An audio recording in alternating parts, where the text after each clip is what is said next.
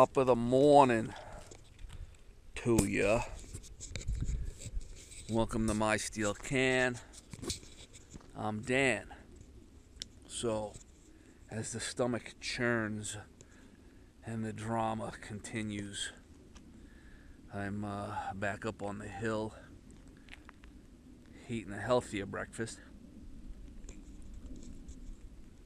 So, the bed no breakfast dilemma with the injection pump. Sent that back. They refunded my credit card, and I put the old one back in. I bought that Gunson piezo pulse timing circuit to time the injection pump, and that did not work as advertised. I sent a email to the tech support people to ask them what's going on, and of course I got a long paragraph of everything that could possibly be going wrong under the sun, and then the last sentence says, boom, that piezo device is only good for 1700 RPM. Should it have said that on the package? Shouldn't that have said that in the specs? So basically I need to time that at 2000 RPM, and that's why the thing is pegging out at 9,999 RPM and then fluctuating between 5,000, 7,000, right? So I hit the forums, came across a forum where somebody had the same issue, but they didn't specify that they knew that it was a 1700 piezo clamp, and said that they bought a 1/4-inch clamp from a tinytac.com, and so I went to tinytac.com and I purchased that piezo clamp. I paid for the faster delivery, and it has not shown up as of yesterday. So I ordered, I think, on Thursday night, and they shipped it Friday, and it hasn't showed up on Monday. That's not faster delivery, but either way, it's on the way. I went down to the pick apart. They had a 7.3 diesel ambulance down there, and I scavenged the injection pump, the lines, the fuel filter housing, and a bunch of other little tidbits. I did go to pull the radiator out. I was going to salvage the radiator as a spare, but after I spent all that time of pulling, hear the donkeys?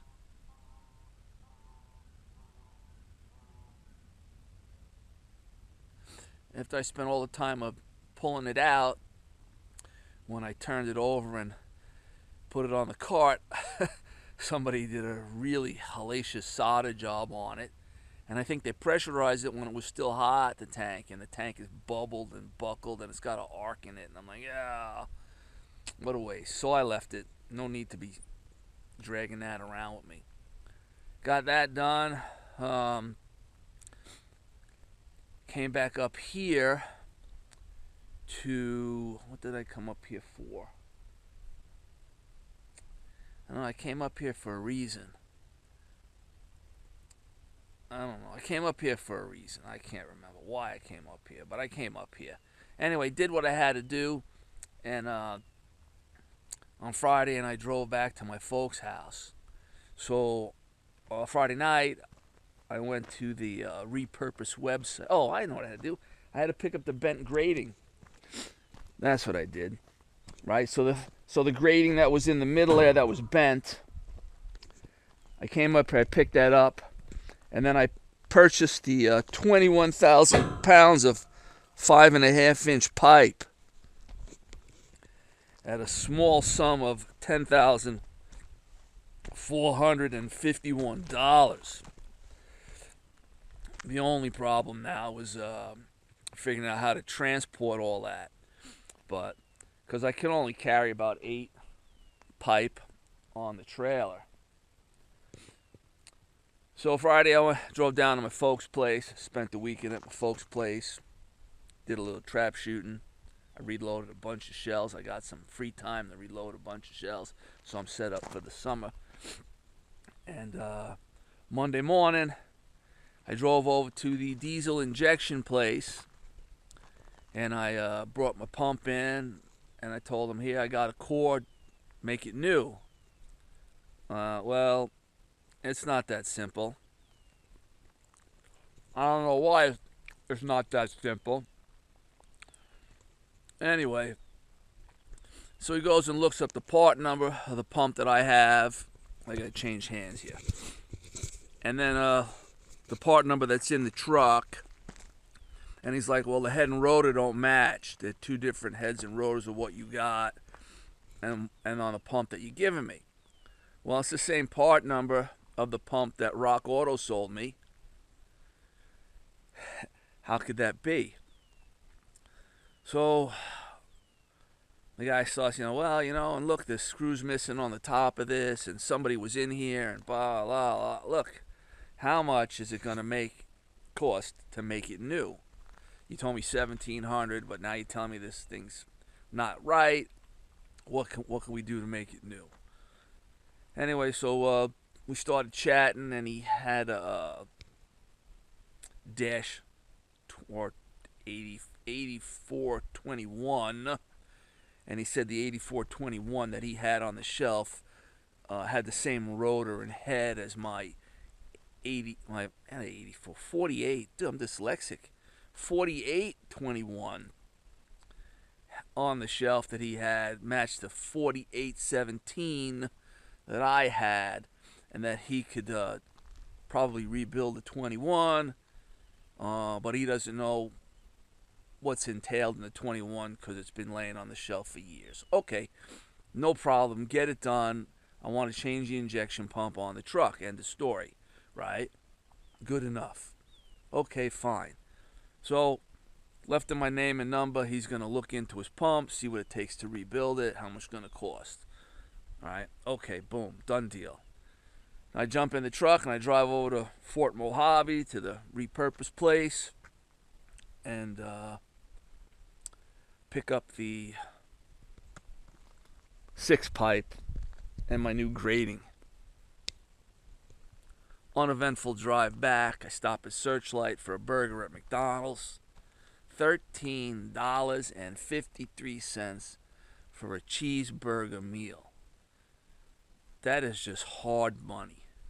Hard money. But I was hungry, and like a pig, I got to eat. So today, I'm just going to take that stuff off the trailer, stack it somewhere nice and dry, and head down to the plantation to do my 40. And that's about where I am. Oh, hey, on the so on the timing issue. So I stopped at my buddy's house, Steve, to get him to help me, not knowing that the piezo device was at a range at 1700 RPM, and we mess with it. We would shake the box, move the connections, right? Trying to wiggle it and figure out. So we figured out, okay, so if we put it on the table on this angle, it held steady. And I'm like, okay, you look at the back of the timing light and give me the RPM. I'll look down at the timing light and I'll rev it up, and you let me know what the RPM is, and then I could look at the mark and see where it is. So he's okay, good plan. So I'm revving it up. I'm looking at the white mark, and he's calling out the RPM: 800, 900, 1,000, 1,200, 15. Whoa, 9999. What happened, right? So we fooled around with that. Anyway, so I did have the timing off a bit. So I went to adjust the injection pump. And of course, I had to take the dog house off, and I had to break the lines, loosen the lines, because the lines were holding it. Loosened the lines, I moved it, and I got as close as I could as possible, and I'm waiting for the other piezo to show up. So I go to check my gas mileage. I fill up. I drive down to Kingman. I go to fill up, and the pump in Kingman is just like really slow, right? It's like, oh, what the hell? So I go inside. I pee. I come out, and the pump is still running. Not a fan of leaving that pump running like that, but I had to pee.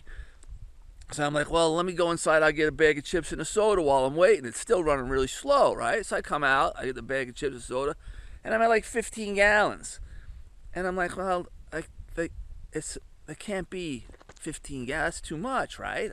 I'm thinking, the gas mileage is really off. Anyway, so it's running. I'm at like 17 and a half gallons, and I'm saying to myself, that's a 22-gallon tank. There's no way I could have that much gas in it.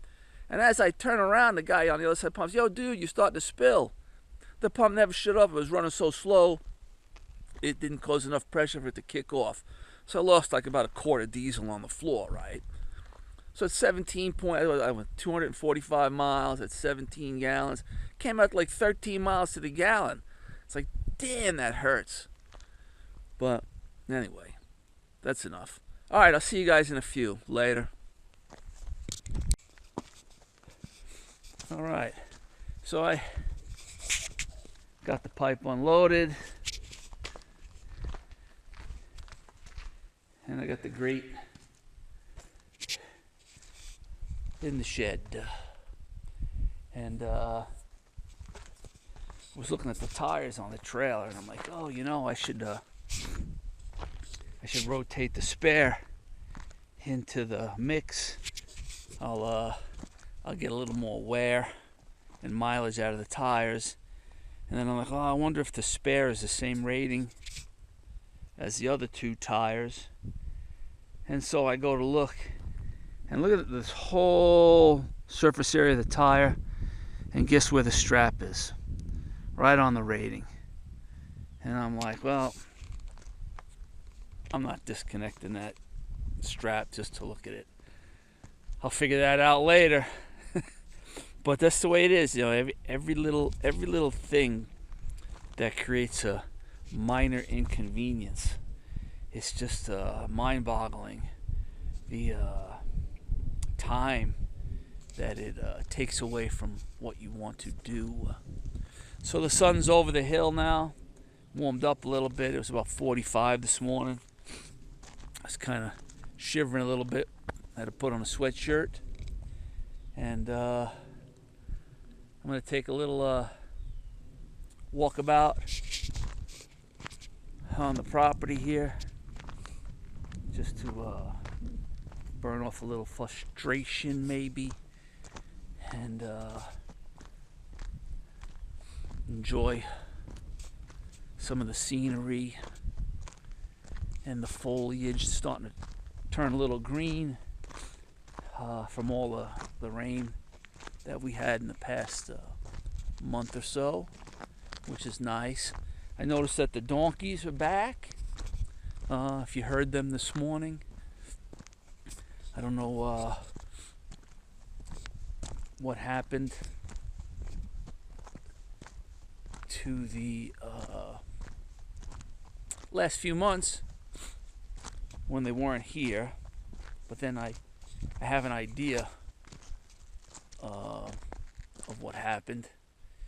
The BLM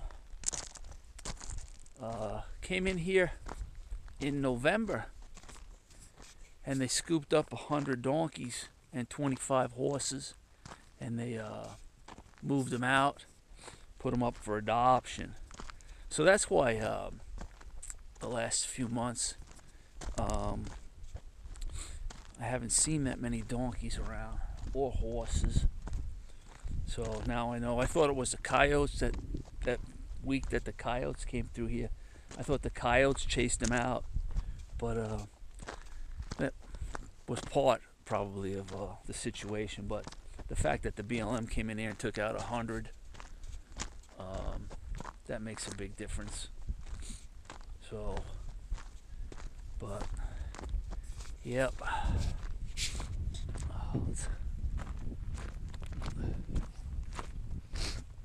Driveway seems to be nice and solid with that rock that I dug out of the hole here.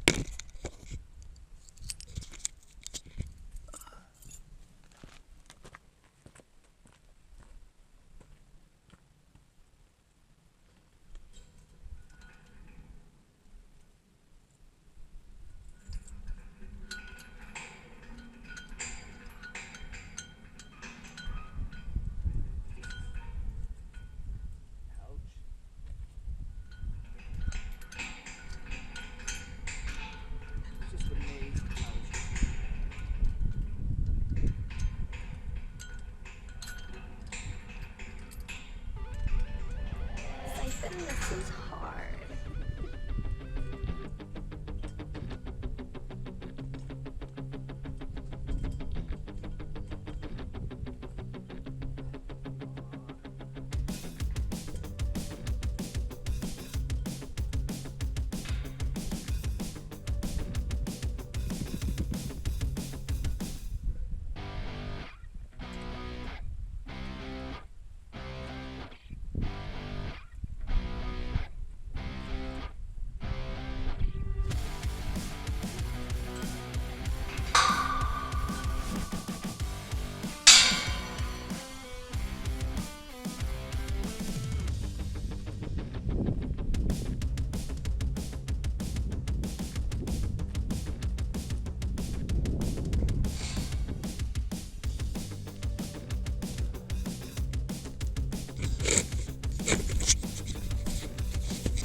See if anybody delivered any mail. Nope, no mail. All right. Thanks for tagging along. Hope you're enjoying what you're watching. And see you later. I purchased that 21,000 pounds of 5.5 inch by 9 foot long pipe. And I called the trucker that picked up the Beast and the Snuffleupagus and delivered it. And he said, dude, that's really out of the way. Only I can get is a flatbed with $1,500. Man, it's only like 110 miles. $1,500. That's kind of steep. So I rented a trailer. Trailers cost me $115 a day. And I was hoping I can get 2 runs in because I'm going to drop them off at my buddy's house. And then every time I drive up, I'll bring a couple with me, right? But the spare tire mount on this is broke, so we had to strap the spare tire to the bed. And when I got to the repurposed place, I took the spare tire off and leaned it up against the wall. Am I a genius or what? So I backed into the yard. The woman loaded the trailer, and so basically I got 42 pipes on there at 158 pounds a piece. If you want to do the math, she is fat. And basically I took the back route, and the back route is 7% grade. And so basically the first 25, 30 miles is all uphill. Lucky if I get 30 miles an hour out of it, you know, and just slugging along. And then, of course, when I got on the other side of the hill, the wind is blowing, and then you get the pushers with their Jeeps and shit on the back, and they're just like, it's like it's just driving a brick wall, and it's pushing the air. And so basically, the fastest I could go was 45. You know, put the flashers on and run at 45. So I got about 10 miles out, and then I realized, oh no, I left the spare tire. Well, I gotta have the trailer back tomorrow, and since the repurposed place is only open on Monday through Friday, 9 to 5, banker's hours, I can't go back Saturday to pick it up, right? So I went back, I picked up the spare tire, and there's no way I'm gonna make 2 trips today. No way. I roll up at my buddy's house, walk around the back of the garage. I call him, hey, you got your pants on? Because I don't want to walk in the garage and see what your drawers down. He says, yeah, I got them on, but you know what? I'm not here. Okay, that means I got to unload 42 pieces of pipe by hand and then place them up there. I'm in for it. He says, oh, hang out, you know, I'll be there in a bit, you know, don't worry about it. I'm like, yeah, well, all right. I mean, I don't have to have the trailer back till 7 o'clock in the morning. And, you know, there's no rush at this point. But, yeah. So, successful trip, I'd say. Bed, no breakfast, you know, ran good. It's a couple little hiccups. I don't know if it's the transmission, shift pattern, but it's a couple spots where the truck started bucking a little bit. Wasn't misfiring, so I think it was just the transmission wanting to shift, but really not over the threshold to shift. Anyways, so Monday, I'm going to go the long way around. I'm going to go over the Hoover Dam and towards Kingman, and then take 163. That should be a lot flatter on the way back, as opposed to 25 miles or 30 miles of, you know, like 7% grade.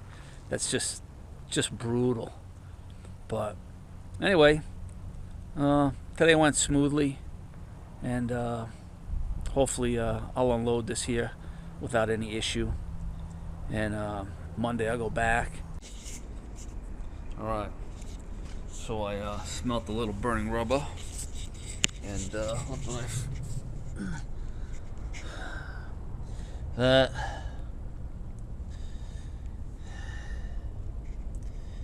is not good. Oh man, unbelievable. All right, just as nothing's going right. Headache after headache after headache. Setback after setback after setback. Well, another dilemma I gotta pull myself out of.